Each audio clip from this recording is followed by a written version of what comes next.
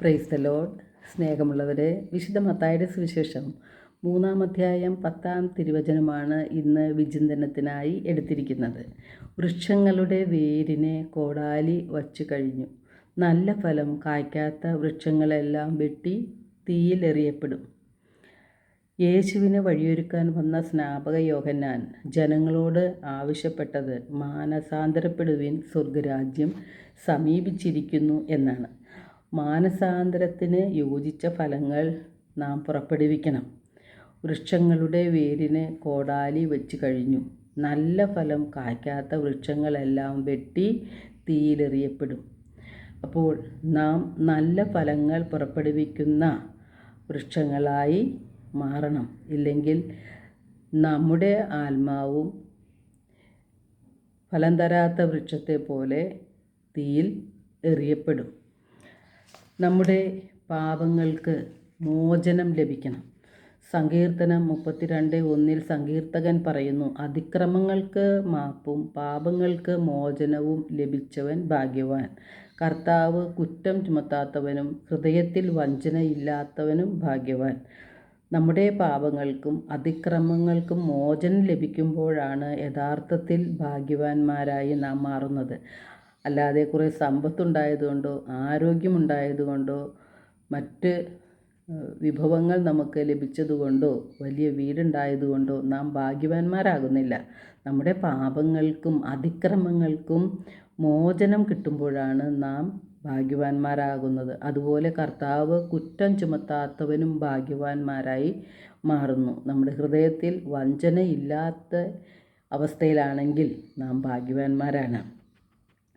നമ്മുടെ ജീവിതത്തിൽ പാപങ്ങൾ അല്ലെങ്കിൽ തെറ്റുകൾ വന്ന് സംഭവിക്കുക സ്വാഭാവികമാണ്. എന്തുകൊണ്ടാണ് നമുക്ക് തെറ്റുകൾ പറ്റുന്നത്? ദൈവത്തിൻ്റെ വിശുദ്ധ ലിഖിതങ്ങൾ അറിയാത്തത് കൊണ്ടാണ്. വിശുദ്ധ ലിഖിതങ്ങളെല്ലാം നമുക്ക് നൽകപ്പെട്ടിരിക്കുന്നത് നമ്മുടെ തെറ്റുകൾ തിരുത്തി ദൈവത്തിൻ്റെ നീതിയിൽ ജീവിക്കുന്നതിന് വേണ്ടിയാണ്. അതെല്ലാം നാം അവഗണിച്ചുകൊണ്ട് നമ്മുടെ ഇഷ്ടപ്രകാരം ഈ ലോക സുഖങ്ങൾ മാത്രം തേടി ജീവിക്കുമ്പോഴാണ് നാം വീണ്ടും വീണ്ടും പാപം ചെയ്യുന്നത്. നാം പറയും, കർത്താവ് പാപം ക്ഷമിക്കുന്നവനാണ്, അതുകൊണ്ട് പാപം ചെയ്യുന്നത് കൊണ്ട് തെറ്റില്ല എന്ന്. പക്ഷേ വീണ്ടും വീണ്ടും പാപം ചെയ്യരുത് എന്നും കർത്താവ് നമ്മോട് പറയുന്നുണ്ട്.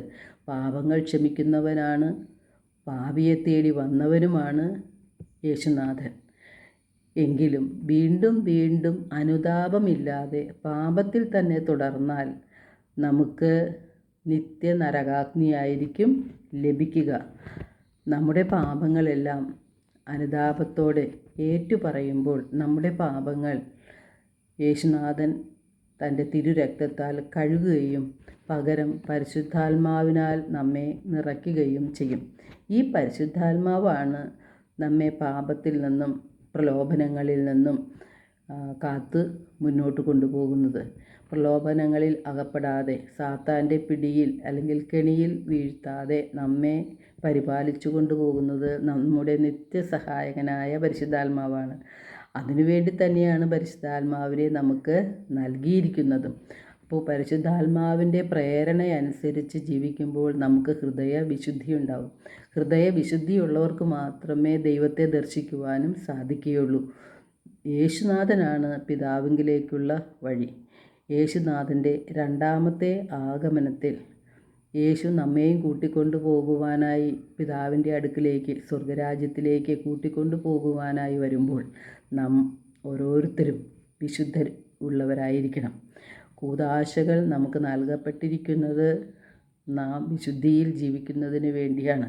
നമ്മുടെ പാപങ്ങൾ ഏറ്റുപറഞ്ഞ് അനുതാപത്തോടെ യേശുവിൻ്റെ അടുക്കിലേക്ക് തിരിയുമ്പോൾ യേശുനാഥൻ നമ്മെ ചേർത്ത് നിർത്തി അനുഗ്രഹിക്കും. എല്ലാവർക്കും ഒരു നല്ല ദിനം ആശംസിക്കുന്നു. ദൈവം നമ്മെ ഓരോരുത്തരെയും സമൃദ്ധമായി അനുഗ്രഹിക്കട്ടെ.